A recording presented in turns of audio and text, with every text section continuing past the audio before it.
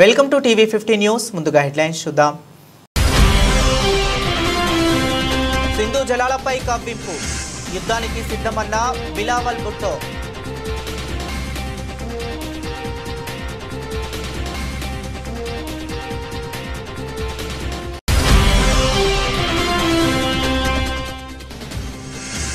బంగారంపై సుంకాలు ఉండవు, ట్రంప్ కీలక ప్రకటన.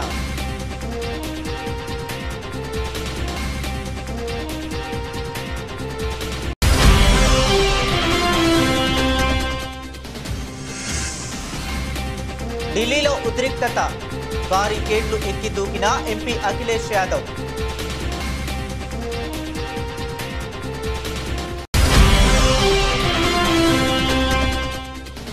మంత్రి పదవి రాకపోవడంపై రాజగోపాల్ రెడ్డి తీవ్ర అసహనం. తనకు పదవి రాకుండా అడ్డుకుంటున్నది ఎవరని మండిపాటు.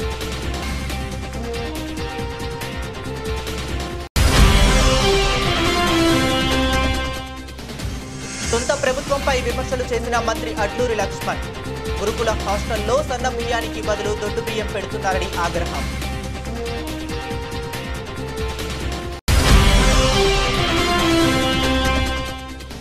ఓటు వేయకుండా టీడీపీ నేతలు అడ్డుకుంటున్నారు ఆరోపిస్తున్న పులివెందుల జెడ్పీటీసీ ఉప ఎన్నికల వైసీపీ అభ్యర్థి హేమంత్ రెడ్డి.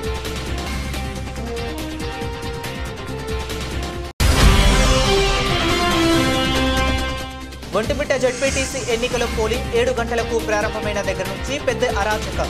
మండిపడ్డ వైఎస్ఆర్సీపీ అధ్యక్షులు అమ్మటి రాంబాబు.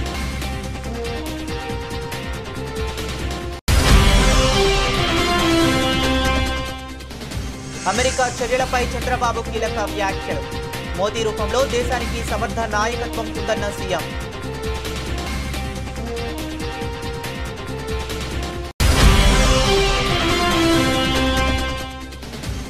కాంగ్రెస్ పార్టీ అంటేనే కుంభకోణాల పార్టీ.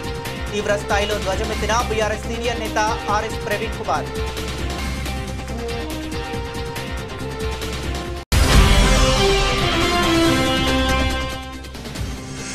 హనుమకొండలో భారీ వర్షాలకు నీట మునిగిన ఇండ్లు. ప్రజా ప్రతినిధులు పట్టించుకోవటం లేదని ప్రజలు ఆగ్రహం. ఇక డీటెయిల్స్ చూస్తే భారత్పై పాకిస్తాన్ మరోసారి కయ్యానికి కాలు దువ్వింది. ఆ దేశ రాజకీయ నాయకుడు, ఆర్మీ చీఫ్ వేరువేరుగా తీవ్ర స్థాయిలో యుద్ధ హెచ్చరికలు జారీ చేశారు. సింధు నది జలాల ఒప్పందాన్ని భారత్ నిలిపివేయడంపై ఆగ్రహం వ్యక్తం చేస్తూ అవసరమైతే యుద్ధానికి కూడా సిద్ధమని హెచ్చరించారు. పాక్ ఆర్మీ చీఫ్ ఒక అడుగు ముందుకేసి అణుయుద్ధ ప్రస్తావన తీసుకురావటం అంతర్జాతీయంగా కలకలం రేపుతుంది. సోమవారం సింధ్ ప్రావిన్స్ ప్రభుత్వ సాంస్కృతిక శాఖ నిర్వహించిన ఒక కార్యక్రమంలో పాకిస్తాన్ మాజీ విదేశాంగ శాఖ మంత్రి బిలావల్ భుట్టో మాట్లాడారు. ప్రధాని నరేంద్ర మోదీ నాయకత్వంలో భారత ప్రభుత్వం పాకిస్తాన్ కు తీవ్ర నష్టం కలిగిస్తుందని ఆరోపించారు. ఆపరేషన్ సింధూర్, సింధు జలాల ఒప్పందం నిలిపివేత వంటి చర్యలను తీవ్రంగా వ్యతిరేకించారు. మోదీకి, ఆయన దుందుడుకు చర్యలకు వ్యతిరేకంగా పాకిస్తానీయులంతా ఏకం కావాలి. సింధు జలాల ఒప్పందం విషయంలో భారత్ ఇదే వైఖరిని కొనసాగిస్తే మా జాతీయ ప్రయోజనాల పరిరక్షణ కోసం యుద్ధంతో పాటు అన్ని మార్గాలను పరిశీలించాల్సి ఉంటుంది. మేం తల వంచేది లేదు అని బిలావల్ భుట్టో హెచ్చరించారు. మరోవైపు Pakistan army chief general Asim Munir మరింత తీవ్రంగా స్పందించారు.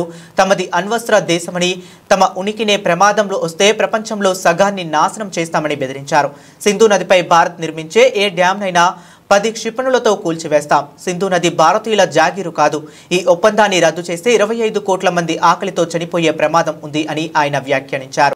हमने सब एक होके मोदी की बर्बारियत पे, मोदी के इस हमले के बारे में, मोदी के इस इरादे के बारे में आवाज उठाना है और जिदोजहद करना है ताकि इस जुल्म को भी हम रोक सकें।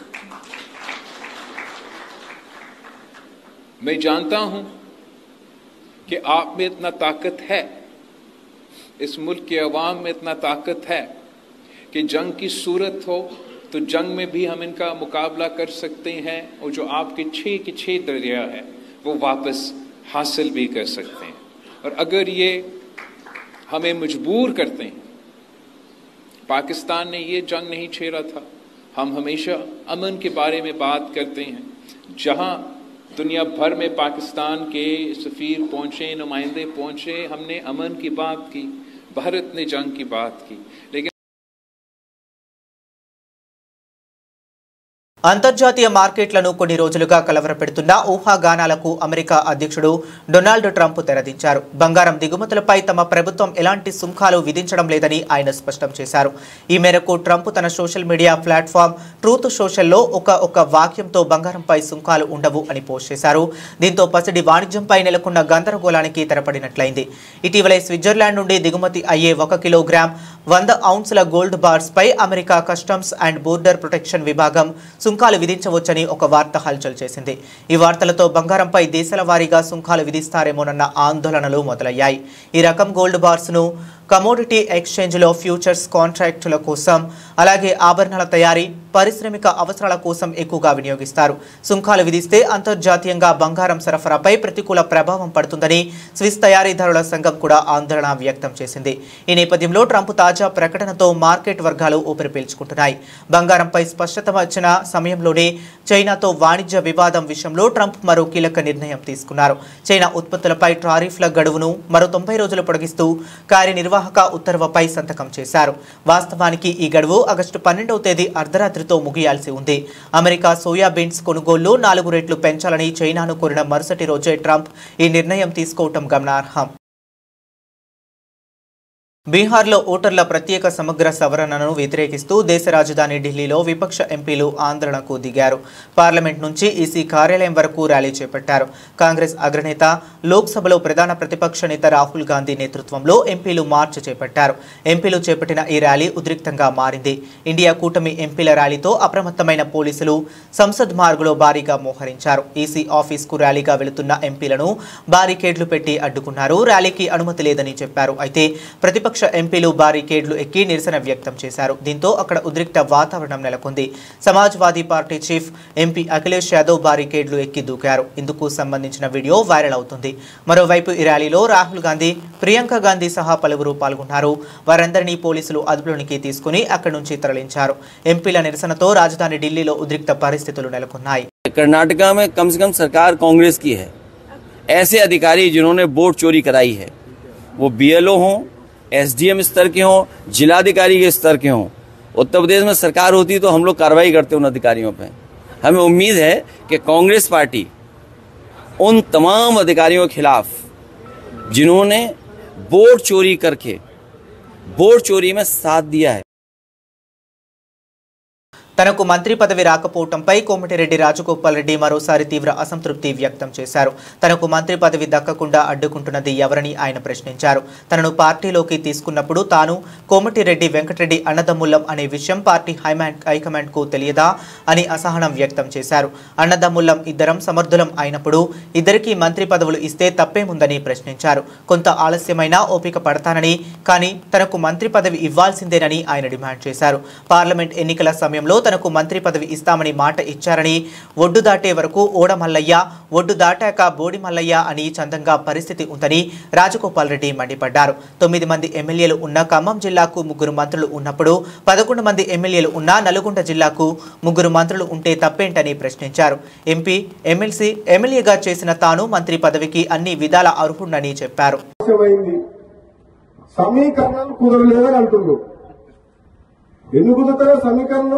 మనసుంటే మార్గం ఉంటుంది. ఎవరు పుల్లగెత్తు రాకుండా ఎందుకు కుదురుతారో సమీకరణలు. నీకు నన్ను పార్టీలో తీసుకున్నప్పుడు కదా మీ ఇద్దరు అర్థంగా ఉన్నాను కదా, వాళ్ళకు తెలుసుగా. మన పార్లమెంట్ ఎన్నికలప్పుడు రెండోసారి ప్రామిస్ చేసి మాటిచ్చినప్పుడు కదా మీ ఇద్దరు అర్థంలాయి అంటే అది ఎట్లుందంటే, ఒడ్డు దాటినాక ఓడమల్లయా, ఒడ్డు దాటినాక బోడమల్లయా అన్నట్టుంది. ఇప్పుడు సమీకరణం కుదురుతలేమని మన బట్టి విక్రమార్క గారు అంటుంది. ఏం కుదురుతలేవు? 9 మంది ఎమ్మెల్యేలు ఉన్న ఖమ్మం జిల్లాలో 3 మంత్రులు ఉన్నారు. ఎంతమంది ఉన్నారు? 11 మంది ఎమ్మెల్యేలు ఉన్నా నల్గొండకు 3 ఉన్నారు. తప్ప మహబూబ్ గారికి ముఖ్యమంత్రి ఇచ్చాం కదా మనం. రేవంత్ రెడ్డికి ముఖ్యమంత్రి ఇచ్చినప్పుడు ఇద్దరు మీద తప్పేంది? ఇదే నమ్మడం లేవన్నా తక్కువ ఇద్దరికిద్దరే గద్దలమే ఇద్దరం. నేనేమంటున్నా, పదవి ఎవరికి ఎప్పుడు ఇవ్వాలని కాంగ్రెస్ పార్టీ అధిష్టానం నిర్ణయం తీసుకుంటది.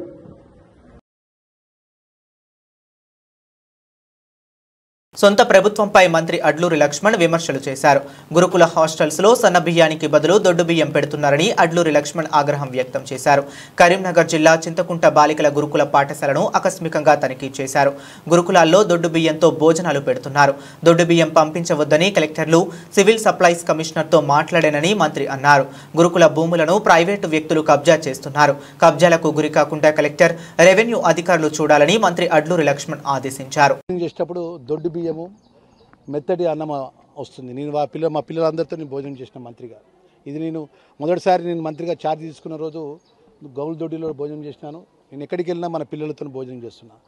ఏదైతే జిల్లా కలెక్టర్ గారితో, అదేవిధంగా సివిల్ సప్లై కమిషనర్ చౌహాన్ గారితో మాట్లాడినాను. ఎంటైర్ తెలంగాణ రాష్ట్రంలో ఉన్న గురుకుల హాస్టల్స్లో ఎక్కడ కూడా దొడ్డు బియ్యం కానీ మెత్తడి బియ్యం అన్నం కానీ కావద్దని చెప్పాను. దానిలో భాగంగా గత 10 రోజుల నుంచి ఇక్కడ పిల్లలకు ఇబ్బంది అవుతుంది. తక్షణమే ఆ ఒక బియ్యాన్ని మార్చి సన్న బియ్యాన్ని ఇక్కడ తేవాలి, ఇక్కడ పిల్లలకు అందరికీ సన్న బియ్యం సరఫరా చేయాలని చెప్పడం జరిగింది. దానికి సివిల్ సప్లై కమిషనర్ గారు కూడా నాకు సాధ్యమైన తొందరగా ఆ యొక్క బియ్యం దొడ్డు బియ్యాన్ని తిరిగి వాపసు తీసుకొని వెళ్ళి ఆ మెత్తడన్నమయ్యే బియ్యాన్ని వాపసు తీసుకెళ్ళి సన్న బియ్యాన్ని కూడా సరఫరా చేస్తా అని చెప్పి మాట ఇవ్వడం జరిగింది. సార్ ఇక్కడ భూములన్నీ కూడా ప్రైవేట్ వ్యక్తులు వచ్చి ఇక్కడ కబ్జా పెడుతున్నారు సార్, ఇక్కడ షాపింగ్ కాంప్లెక్స్ కట్టుందని చెప్తే ఎంబడి కలెక్టర్ గారికి ఆదేశాలు ఇచ్చిన. ఎంత పెద్దోడైనా కానివ్వండి, దానికి ఎంత పెద్ద మనిషి అనేది అనుకోండి, గురుకుల బాలికలకు సంబంధించినటువంటి ప్రతి గజం భూమి కూడా ప్రైవేటు వ్యక్తి పోకుండా కాపాడాల్సిన బాధ్యత జిల్లా కలెక్టర్ గారిది, జిల్లా యంత్రాంగంది, రెవెన్యూ యంత్రాంగంది. ఆ విధంగా కాపాడి దానికి తనను కూడా ఓటు వేయకుండా టీడీపీ నేతలు అడ్డుకుంటున్నారని ఆరోపిస్తున్న పులివెందుల జెడ్పీటీసీ ఉప ఎన్నికల వైసీపీ అభ్యర్థి హేమంత్ రెడ్డి అన్నారు. తన ఇంటిని టీడీపీ కార్యకర్తలు చుట్టుముట్టారని, పోలింగ్ బూత్ దగ్గరకు వెళితే కర్రలతో వెంటపడుతున్నారని హేమంత్ రెడ్డి ఆరోపించారు. తన గన్మ్యాన్ని కూడా ఉన్నపలంగా మార్చేశారని, ఎస్పీకి కాల్ చేసినా పట్టించుకోవటం లేదని వైసీపీ అభ్యర్థి హేమంత్ రెడ్డి ఆరోపణలు చేశారు. నా ఇంటికాడికి వచ్చా అంటే ఏజెంట్లను 8 నుంచి 10 కార్లలో తరుముకుంటూ వచ్చినారు. వాళ్ళను నా ఇంటి ముందరికి వచ్చి బండ్లలో బైకులలో వచ్చి కట్టెలు తీసి తిప్పి, మీరు ఏజెంట్లుగా కూర్చుంటే మీ కాళ్ళు చేతులు ఇంచుతాం, మీరు దాంట్లో ఆలోచన చేయాల్సిన పనిలే, మీ పని మీరు మర్యాదగా మీ ఇళ్లలో కూర్చున్నారా లేదా అని. ఎవడున్నా నాకు అర్థం కావడంలే. ఊరు లోపల మా ఉండేది 1200 ఓట్లు, మా పంచాయతీ మొత్తం 3 ఊర్లు కలిపి 1200 ఓట్లు. 1200 ఓట్లకు గాను 900 మంది మనుషులను దించుకున్నారు. ఇది ఏమన్నా ప్రజాస్వామ్యమా? పోలీస్ వ్యవస్థ ఏం చేస్తాంది నాకు అర్థం కావడంలే. ఎలక్షన్ కమిషన్ ఏం చేస్తాంది? మా ఊరి పరిస్థితి తెలుదా? ఎస్పీ గారికి నేను ఇప్పటికి 3 సార్లు ఫోన్ చేశాను. నా పరిస్థితి ఇది సార్ ఓటు పోయినకి కూడా పోనీకి లేకున్నాము, నాకు సెక్యూరిటీ కల్పించండి అని నేను అడిగితే ఇంతవరకు అసలు రెస్పాన్స్ లేదు. 2 గన్మెన్లు, ఒక గన్మెన్ పొద్దున వరకు ఉన్నాడు, ఆ గన్మెన్ ఇంకొకరిని గన్మెన్ వచ్చినాడు, అంతే. ఇంతవరకు ఏజెంట్లను కూర్చొని కూడా పోనీలే. కట్టెలు పట్టుకొని బహిరంగంగా ఎలక్షన్ బూత్ దగ్గర నుంచి 50 మీటర్లు కూడా ఏజెంట్లు కూర్చున్నారా? మీకు బూత్ లో ఉన్నారా? ఏజెంట్లే కాదు, మేము ఎలక్షన్లే అసలు జరుపుకోవాలనే లేనట్లేదు. ఇది ఏజెంట్లు కూర్చొని కాదు, ఆడ దగ్గరికి పోయేదానికి లేదు. ఇప్పుడు మీరు లైవ్ ఇట్నే పోతా అంటే లైవ్ పోండి ఆడికి కరెక్ట్ గా పోయి. ఇప్పుడు చూడండి, ఆడ పోలింగ్ బూత్ లో మా ఊరోడు ఒక్కడు గాని ఓటు జరిగింది, ఒక్కడు నిజాయితీగా నేను ఓటు వేసినా అని ప్రెస్ ఒక్కడు. పులివెందుల ఒంటిమిట్ట జెడ్పీటీసీ ఎన్నికల పోలింగ్ 7 గంటలకు ప్రారంభమైన దగ్గర నుంచి పెద్ద అరాచకం రాజ్యం వెళుతుంది.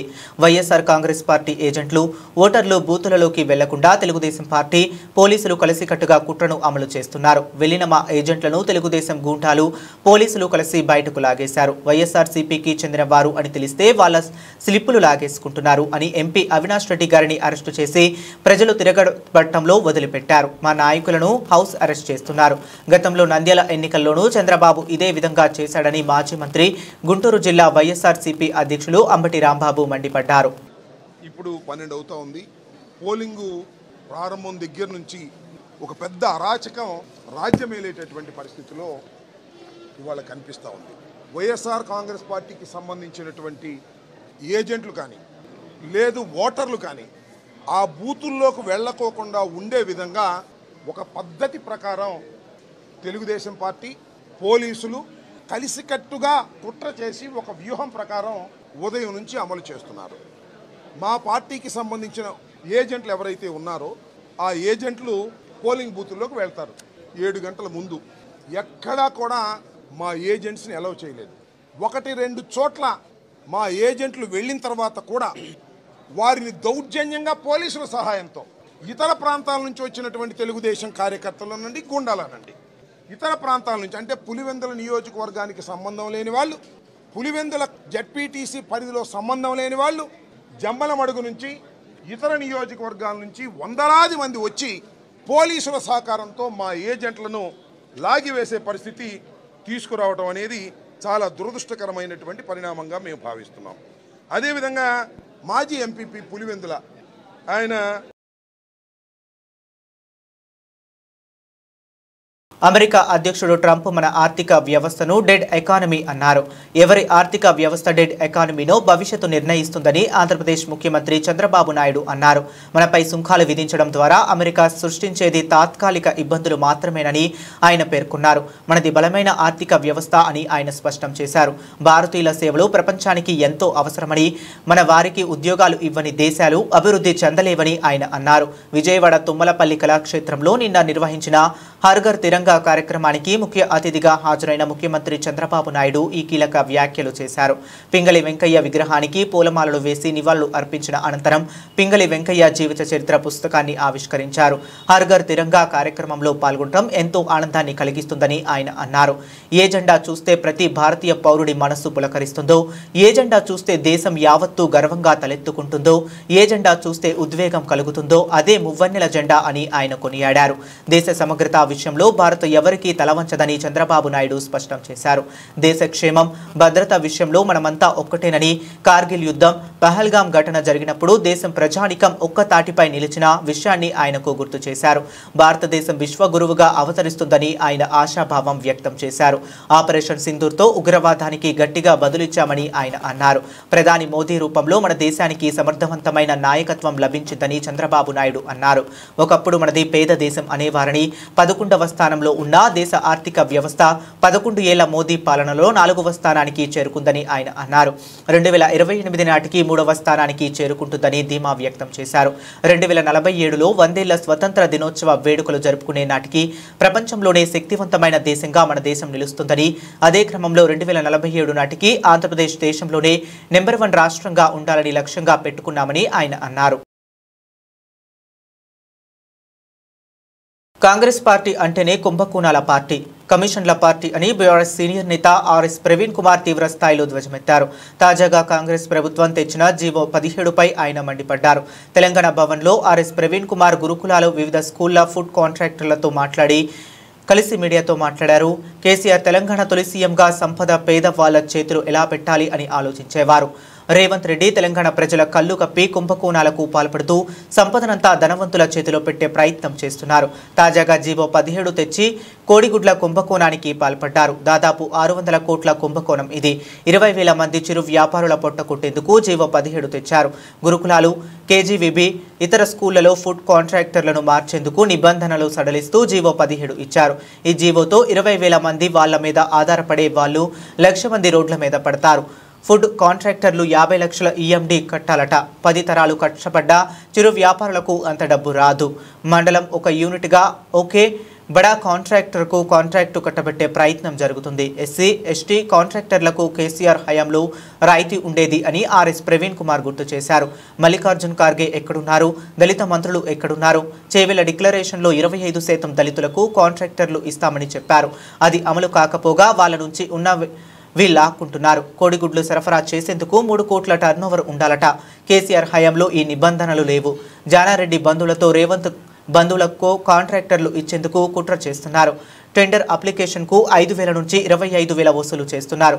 కోడిగుడ్డు రేటు గతంలో మార్కెట్ రేటు కన్నా 30 పైసలు ఎక్కువ ఉండేది. ఇప్పుడు కోడిగుడ్డు ధర 7 రూపాయలుగా నిర్ణయించారు. కాంట్రాక్టర్ల నుంచి బ్యూరోక్రాట్లు, కాంగ్రెస్ నేతలు కమిషన్లు వసూలు చేస్తున్నారు. ఘోరమైన నేరాలు సోషల్ వెల్ఫేర్ డిపార్ట్మెంట్లో జరుగుతున్నాయని ఆర్ఎస్పీ పేర్కొన్నారు. ఒకప్పుడు సొసైటీలలో కూరగాయలకు 30,000 రూపాయలు మాత్రమే టర్నోవర్ చూపించాలని ఈఎండి పెట్టమని అన్నవాళ్ళు 30,000 రూపాయలు. ఇవాళ రేవంత్ రెడ్డి 4 లక్షల నుండి 10 లక్షల రూపాయల టర్నోవర్ కూరగాయలు అమ్ముకునే వ్యాపారాలు చేయమని అంటున్నారు. జీవో 17 ప్రకారం చెప్తా ఉన్నాడు.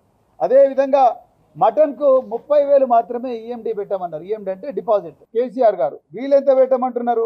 75,000 పెట్టమంటున్నారు. చికెన్కు మటన్కు 75,000 పెట్టమంటున్నారు. అదేవిధంగా ఇంకో గొప్ప విషయం, కేసీఆర్ గారు ఎస్సీ ఎస్టీలకు 40% రాయితీ, 40% ఈఎండిలో రాయితీ ఇచ్చిండు. కానీ ఇలా రేవంత్ రెడ్డి ఆ రాయితీని తీసేసాడు. మల్లికార్జున ఖర్గే నిద్రపోతున్నావా స్వామి నువ్వు? ఇక్కడ ఎస్సీ ఎస్టీ వర్గానికి చెందిన వాళ్ళు 5 మంత్రులను పెట్టినా అన్నాడు రేవంత్ రెడ్డి. మేము 5 మందిని మంత్రులను చేసినాం. 4 మంత్రులు, ఒక స్పీకర్ ఎస్సీ వర్గానికే చెందిన వాడైనా. డిప్యూటీ సీఎం ఎస్సీని అంటున్నాడు, దామోదర్ రాజు ఎస్సీ అంటున్నాడు, వివేకానంద్ ఎస్సీ అంటున్నాడు, అదేవిధంగా ఇంకా సీతక్క ఎస్టీ అంటా ఉన్నారు, అదేవిధంగా లక్ష్మణ్ కుమార్ ఎస్సీ అంటా ఉన్నారు. కానీ ఇలా ఈ వేల కోట్ల రూపాయల కాంట్రాక్టుల్లో ఎస్సీ ఎస్టీలకు దౌర్జన్యంగా రాయితీ తీసేసిండ్రు. మన నిద్రపోతున్నారు 5 మంది. ఎక్కడ పోయిండు గౌరవ స్పీకర్ గారు? ఎక్కడ పోయిండు 4 మంత్రులు? ఎక్కడ పోయిండు డిప్యూటీ సీఎం? బంగ్లాలు ఉంటున్నాడు కదా, ఆ బంగ్లా ప్రజాభవనికో ప్రజలందరూ ఇక్కడ ఉన్నారు, నువ్వు మాత్రం బంగ్లాలు ఉన్నావు. అది జరుగుతున్నది ఇక్కడ స్టోరీ. నువ్వు మాత్రం బంగ్లాలో సుఖంగా ఉన్నావు. హనుమకొండలో భారీ వర్షాలకు ఇండ్లు నీట మునిగాయి. ప్రజా ప్రతినిధులు పట్టించుకోవటం లేదని ప్రజలు ఆగ్రహం వ్యక్తం చేశారు. హనుమకొండ జిల్లా కేంద్రంలోని గోకుల్ నగర్ ప్రాంతంలో నిన్న కురిసిన వర్షానికి ఇళ్లలోకి వర్షపు నీరు చేరడంతో స్థానికులు ఇబ్బంది పడుతున్నారు. డ్రైనేజీలు నిర్మించకుండా సీసీ రోడ్లు వేయటం వల్ల వరద ఇంకా ఎక్కువగా వస్తుందని గోకుల్ నగర్ వాస్తవ్యులు ఆవేదన వ్యక్తం చేశారు. ఓట్లు అడగడానికి వచ్చి శాశ్వత పరిష్కారం చేస్తామని చెప్పినా ఒక్క ప్రజా ప్రతినిధి కూడా వచ్చి తమను ఆదుకోవటం లేదని కాలనీ వాసులు ఆగ్రహం వ్యక్తం చేశారు. పాములు, జర్లు, ఫ్రిడ్జ్ ఖరాబ్ అయింది, బోర్ ఖరాబ్ అయింది, కూలర్ ఖరాబ్ అయింది. మొన్నసారి ఇప్పుడు సార్ ఎవరు పట్టించుకుంటలేరు. మాకు నీళ్లు రాకుంటే ఏదన్నా చేయాలి మీరు. మాకు ఏది లేదు కోరిక, మాకు నీళ్లు రాకుంటే చేయండి. చూస్తాను పోతాను, ఓట్లప్పుడు కనబడతారు, ఇప్పుడు ఎవరు కనపడరు. మరి మాకు మా పరిస్థితి ఎట్లా చెప్పండి. మరి చిన్న పిల్లలను పట్టుకొని రాత్రిపై పైన పండుకున్నాం. మాకు ఏదన్నా ఒకటి చేయాలి అంతే. మాకు అది చేయబట్టి మాకు ఇంకా జల్లు ఇంతకుముందు 2-3 గంటలు లేటుగా వచ్చాయి, కానీ పడుడుతో వాటర్ వస్తాయి. అది ఎందుకు కట్టింది రోడ్డు ఏంది కథ? మోడీ డెవలప్మెంట్ లేకుండా సీసీ రోడ్ ఎత్తా ఎవడన్నా? అట్లా ఉంది ప్రభుత్వ పరిస్థితి. చూడండి, ఇది కార్పొరేటర్ ఆయన ప్లాన్ ప్రకారం అంటే ఆయన ప్లాన్ కట్టిండు. ఇప్పుడు వచ్చే ప్రభుత్వం ఇది ఏందో పరిస్థితులు ఇట్లా గోకుల్నారు ఉంటామా లేకపోతే చెరువులో ఉంటామా అర్థమవుతుంది. నడి రోడ్ జంక్షన్ లో ఇది పరిస్థితి. ప్రకాశం జిల్లా ఒంగోలు పోలీసుల ఎదుట మరోసారి సినీ డైరెక్టర్ రామ్ గోపాల్ వర్మ విచారణకు హాజరయ్యారు. గత వైసీపీ ప్రభుత్వంలో అప్పటి ప్రతిపక్ష పార్టీ నేతలుగా ఉన్న చంద్రబాబు, పవన్ కళ్యాణ్, నారా లోకేష్లను కించపరుస్తూ రామ్ గోపాల్ వర్మ తన ఎక్స్ లో పోస్టింగ్స్ పెట్టారు. వ్యూహం సినిమా ప్రమోషన్స్ లో భాగంగా రామ్ గోపాల్ వర్మ అనుచిత పోస్టింగ్స్ పెట్టారు. రామ్ గోపాల్ వర్మ అనుచిత పోస్టింగ్స్ పై ప్రకాశం జిల్లా మద్దిపాడుకు చెందిన టీడీపీ కార్యకర్త రామలింగం పోలీసులకు ఫిర్యాదు చేశారు. రామలింగం ఫిర్యాదులపై గతేడాది నవంబర్ 10న మద్దిపాడు పోలీస్ స్టేషన్లో రామ్ గోపాల్ వర్మపై కేసు నమోదు. అప్పట్లో విచారణకు రావాలని రామ్ గోపాల్ వర్మకి పోలీసులు నోటీసులు జారీ చేశారు అని ఆయన ముఖం చాటేశారు. తనపై నమోదైన కేసులు కొట్టివేయాలంటూ హైకోర్టును ఆశ్రయించారు. కానీ రామ్ గోపాల్ వర్మకి హైకోర్టులో ఊరట లభించలేదు. పోలీసుల విచారణకు హాజరు కావాలని హైకోర్టు ఆదేశాలు జారీ చేయడంతో ఈ ఏడాది ఫిబ్రవరి 7న ఒంగోలు రూరల్ పోలీస్ స్టేషన్లో రామ్ గోపాల్ వర్మ విచారణకి హాజరయ్యారు. రామ్ గోపాల్ వర్మ అనుచిత పోస్టింగ్స్ పై రూరల్ సిఐ శ్రీకాంత్ 8 గంటల పాటు విచారించి పంపారు. ఈ రోజు మరోసారి విచారణకు హాజరు కావాలని వర్మకి పోలీసులు నోటీసులు జారీ చేశారు. దీంతో ఒంగోలు తాలూకా పోలీస్ స్టేషన్లో విచారణకు రామ్ గోపాల్ వర్మ హాజరయ్యారు. రామ్ గోపాల్ వర్మతో పాటు ఆయన లాయర్లను విచారణకి పోలీసులు అనుమతించారు. చంద్రబాబు, పవన్ కళ్యాణ్, నారా లోకేష్ పై అనుచిత పోస్టింగ్స్ వెనుక ఎవరు ఉన్నారు, ఫైబర్ నెట్ నుండి రామ్ గోపాల్ వర్మకి 2 కోట్లు ఎలా ఇచ్చారు అన్న కోణంలో విచారణ జరుగుతుంది.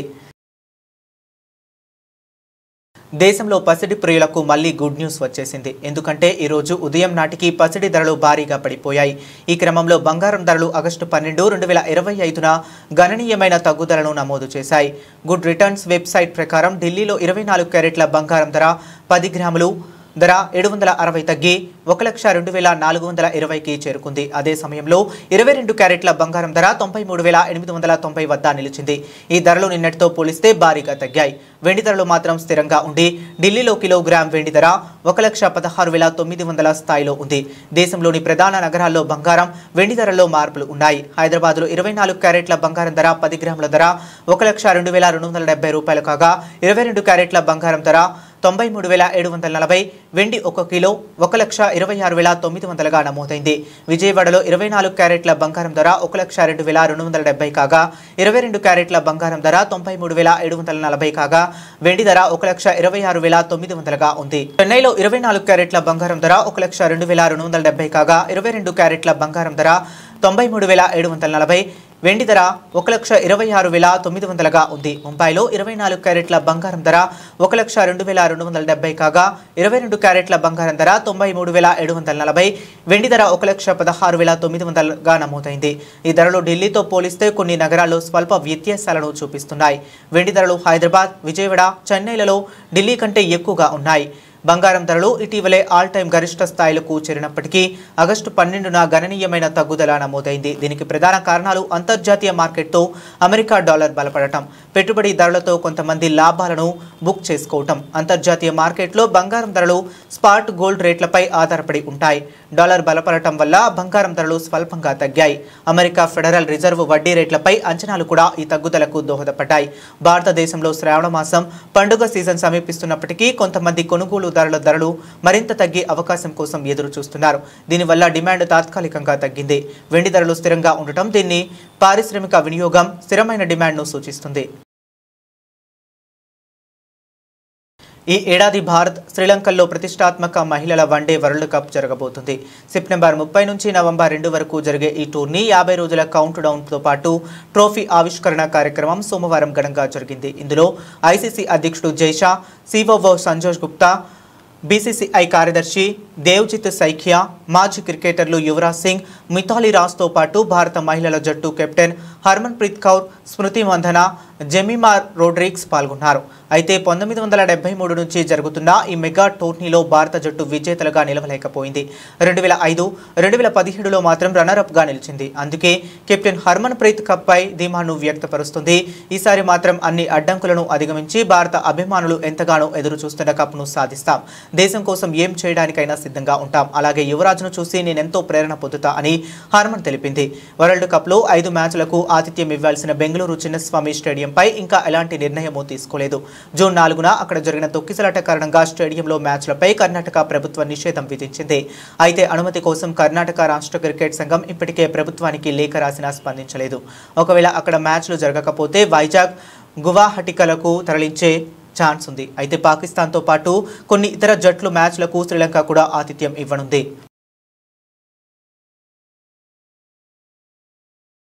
బులెటిన్ ముగించే ముందు మరొకసారి హెడ్లైన్స్ చూద్దాం. సింధు జలాలపై కవ్వింపు, యుద్ధానికి సిద్ధమన్న బిలావల్ భుట్టో.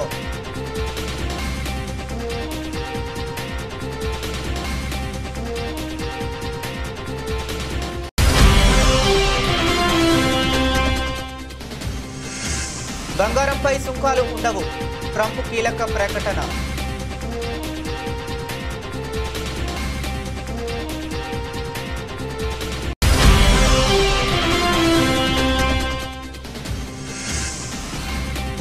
ఢిల్లీలో ఉద్రిక్తత, భారీ గేట్లు ఎక్కి దూకిన ఎంపీ అఖిలేష్ యాదవ్.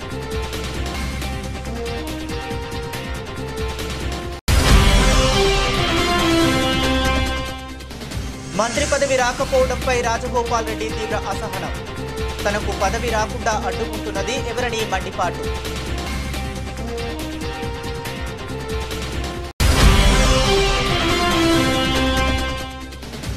సొంత ప్రభుత్వంపై విమర్శలు చేసిన మంత్రి అడ్లూరి లక్ష్మణ్. గురుకుల హాస్టల్లో సన్న బియ్యానికి బదులు దొడ్డు బియ్యం పెడుతున్నారని ఆగ్రహం.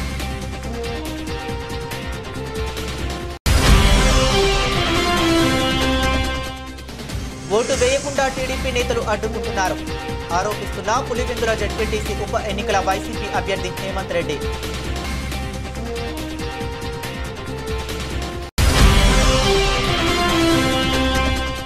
ఒంటిమిట్ట జెడ్పీటీసీ ఎన్నికల పోలింగ్ 7 గంటలకు ప్రారంభమైన దగ్గర నుంచి పెద్ద అరాచకం. మండిపడ్డ వైఎస్ఆర్సీపీ అధ్యక్షులు అంబటి రాంబాబు.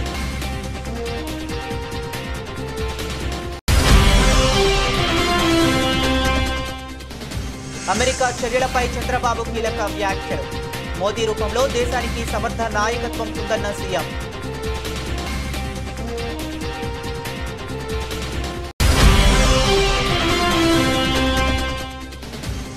కాంగ్రెస్ పార్టీ అంటేనే కుంభకోణాల పార్టీ. తీవ్ర స్థాయిలో ధ్వజమెత్తిన బీఆర్ఎస్ సీనియర్ నేత ఆర్ఎస్ ప్రవీణ్ కుమార్.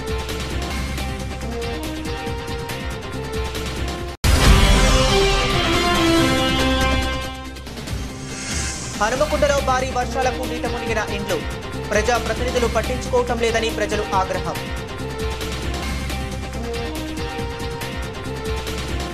ఇవి ఇప్పటి వరకు ఉన్న అప్డేట్స్. మరిన్ని అప్డేట్స్ కోసం కీప్ వాచింగ్.